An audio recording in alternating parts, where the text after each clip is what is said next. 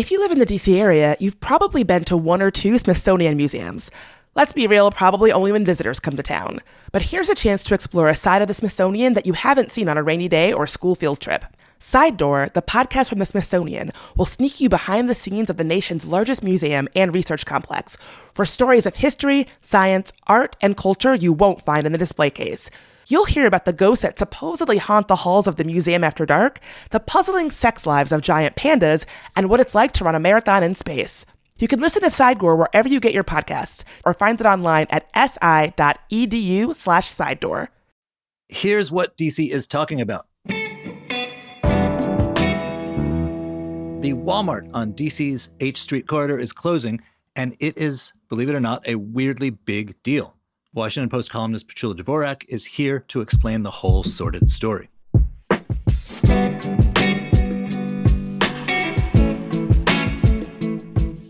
Today is Thursday, March 30th. I'm Michael Schaefer, and this is CityCast DC.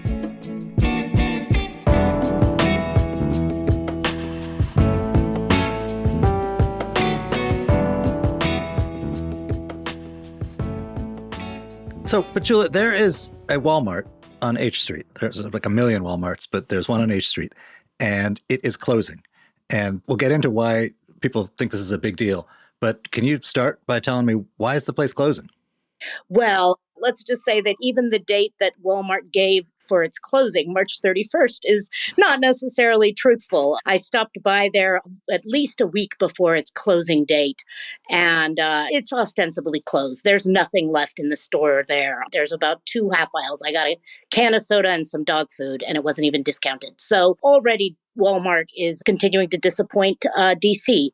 It's closing, Walmart says, because it's not profitable. This is from a $400 billion plus company that says it's simply not making enough money to stay in DC, in a place where it's really vital and needed.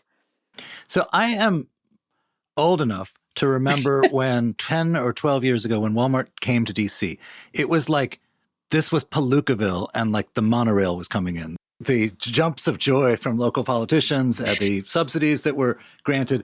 The city government is pissed about this. They are so angry, and Walmart's withdrawal is really tragic on several parts. How about if we back up a little bit and start with the practical? It was really needed. DC it's a city. When your kid needs a poster board because he remembered he had a project at 9:30 at night, you have to go to Virginia. Hallelujah, 10 years ago, Walmart came, and there was an affordable and very diverse retail outlet here in the city. It's a food desert also, and it's a very expensive place to live. And Walmart offered affordable groceries for much of DC's working class. So those two things were part of all of that hoopla that you're talking about. People were really excited that suddenly the kind of stuff that was available in the suburbs and exurbs is going to be in the city. But the really big part about it is it's Walmart's entire treatment of this from 10 years ago to, these last final 2 weeks is a big middle finger to the city. The city tried to pass a living minimum wage, which was targeted at Walmart. Walmart has been known for having pretty abysmal working conditions and pay for workers. And the city tried, when Walmart started flirting with the city tried to legislate a living minimum wage. And the council basically ended up playing chicken with Walmart. Walmart said, we'll give you 5 stores if you don't do this to us. And the city said, how about we raise the minimum wage and you still come like you said you would? And they had a standoff.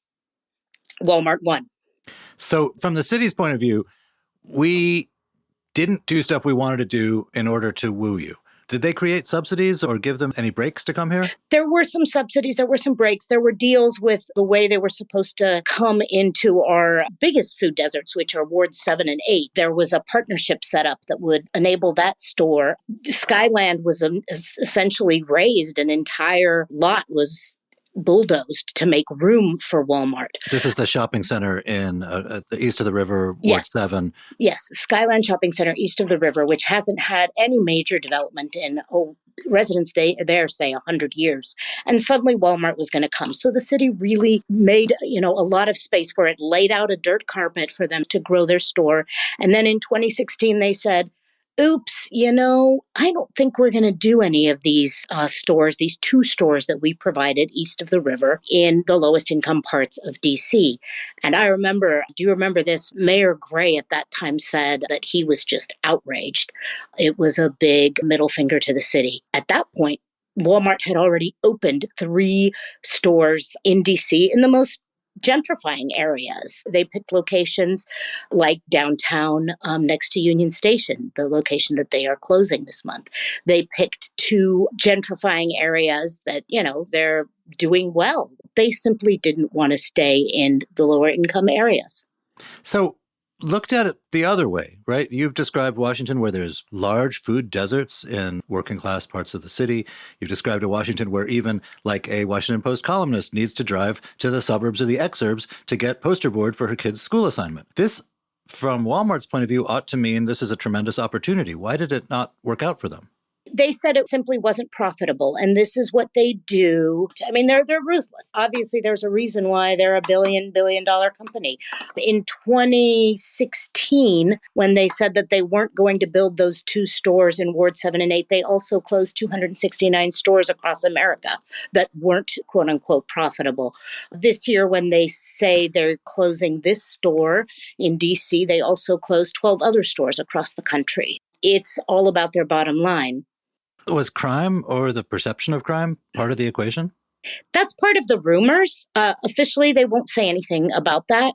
This Walmart was in a busy and diverse area. It was right next to the train station, next to the bus station, next to the largest homeless shelter in the city. So there was a lot of activity there. There was shoplifting, like there is everywhere. And nowhere did they officially say that crime was an issue.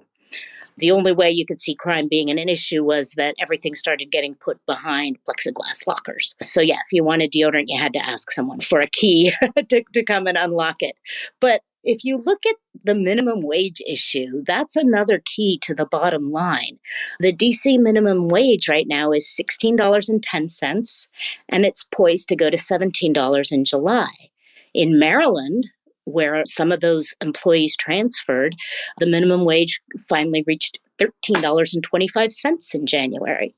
In Virginia, where some of those other Walmart employees could go and transfer, the minimum wage is $12. So it's all about the dollar. And if they're looking at what they have to pay the employees, it's not profitable to be in DC. So you've sort of answered my next question, which is what's going to happen to those employees? Did they guarantee them jobs at other Walmarts? That's what they said. I heard mixed reviews from the folks I just talked to, as the store was already empty of anything but soda and dog food and a few Easter things. There were like 5 employees there, maybe 2 of them said they have completed a transfer. The other 3 didn't tell me what was going on. I also spoke with some of the higher skilled employees there, so that would mean the pharmacy department, and they were not able to transfer. And some of their biggest concerns were that they couldn't transfer to the DC locations, but they offered them transfers into Maryland and Virginia, where their salaries would be much lower.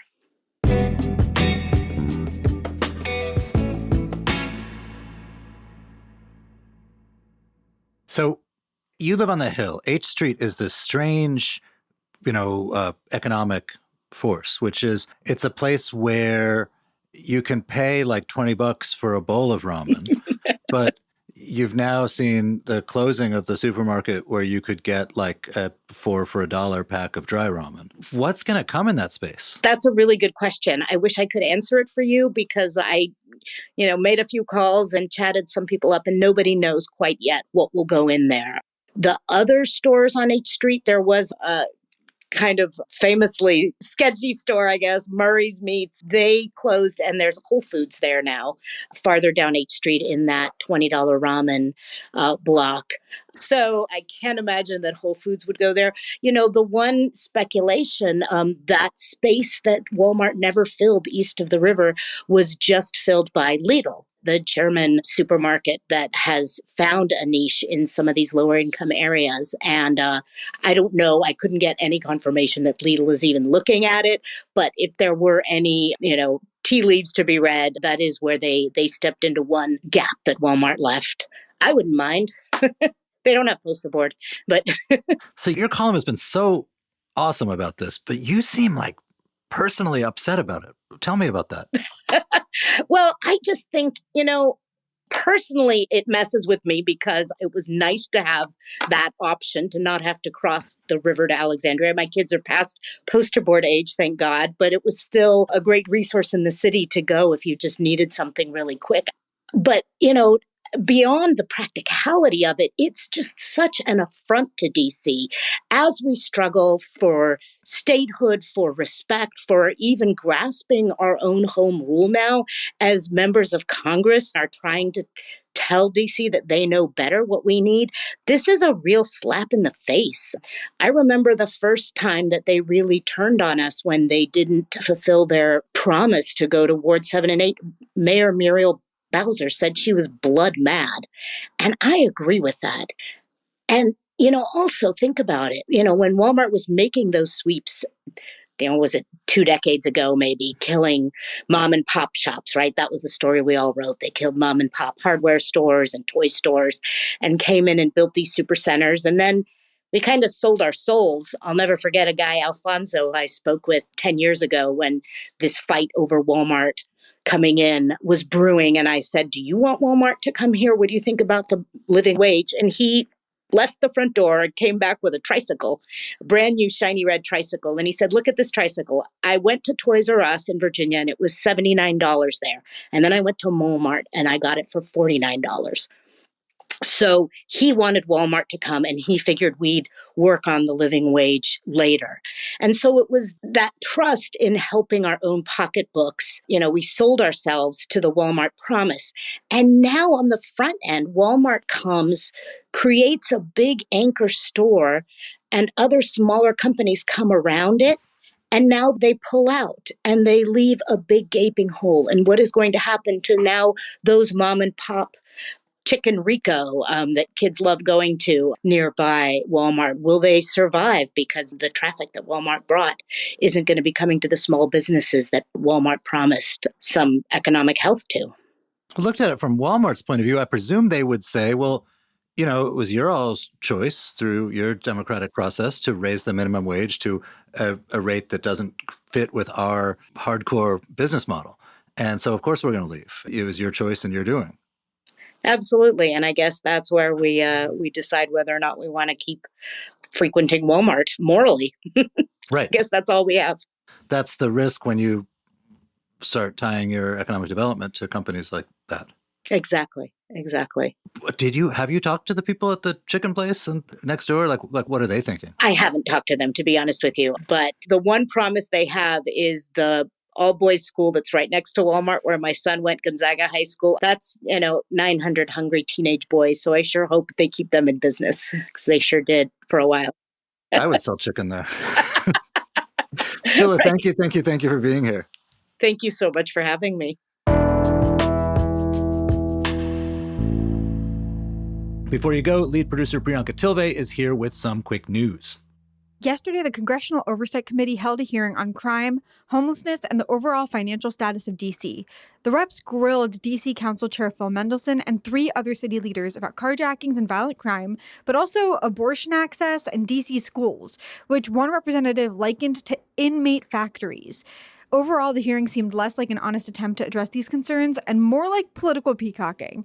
We're diving in deep in tomorrow's episode, so be sure to tune in. Also, it's been 6 weeks since the McPherson homeless encampment was cleared, and most of the people who live there still don't have homes. What's worse, social workers and volunteers say it's becoming harder to provide necessary resources to folks who are now spread across the city and disconnected from their community. Meanwhile, there's even more bad news for DC's criminal justice system. In 2022, the district's U.S. Attorney's Office refused to prosecute 67% of people arrested, nearly double the amount from 2015. This has frustrated city leaders who are already under congressional scrutiny for being, quote, too light on crime. The prosecutors say they decline mostly minor crimes, not violent ones, in part because the city's crime lab is still unaccredited. Lastly, the 2023 James Beard Awards finalists are out. DC's got 3 mentions. The Peruvian spot Causa got nominated for Best New Restaurant. Oyster's Rob Rubba is still in the running for Outstanding Chef. And Albi's chef Michael Rafiti is nominated for Best Mid-Atlantic Chef. The winners will be announced in June. And here's today's DC Life Hack. Public restrooms in DC can be hard to find, but they do exist. Some good ones are at Kalorama Park in Adams Morgan, Malcolm X Park, City Center, Eastern Market, and the Wharf. Plus, the city is considering building even more in parks across the city, so keep an eye out for that. Our friend Jade Womack at Clockout DC put together a whole list of spots. We'll link to it in our show notes.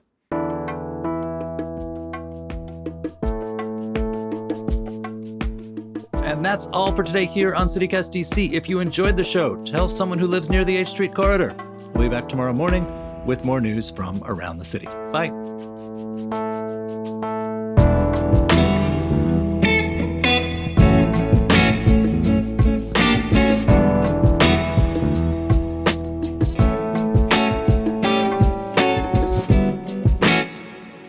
I remember when Kmart opened in New York. Are we both old enough to remember that? And there were hipsters like trying on T-shirts for $6. And wow,